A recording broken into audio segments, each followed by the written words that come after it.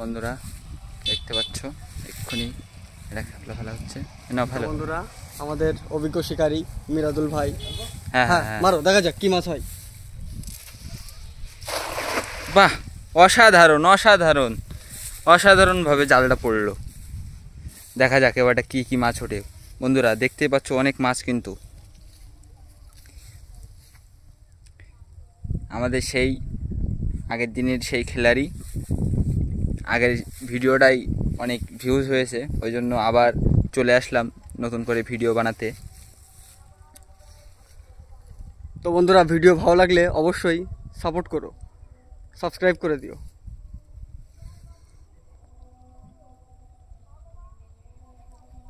খুব দক্ষতার সাথে জালটা তুলছেন মিরাদুল ভাই এবং জাল ভরে গেছে।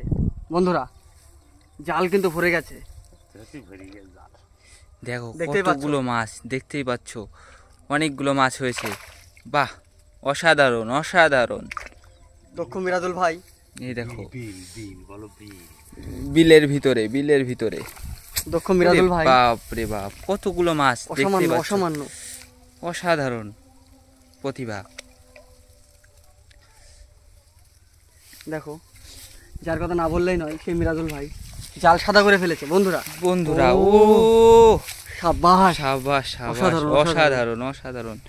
এই দেখো মিরাদুল ভাই একটু উঁচু করে ধরো, একটু উঁচু করে ধরো। বাহ খুব সুন্দর। এদিকে তাকাও। ঠিক আছে অসাধারণ অসাধারণ। ঠিক আছে নাও ছাড়া মাছগুলো, এই বড় বড় পিয়াটা নাও, প্যাকেটে দিয়ে দাও, প্যাকেটে দিয়ে দাও। তোমার এই দেখো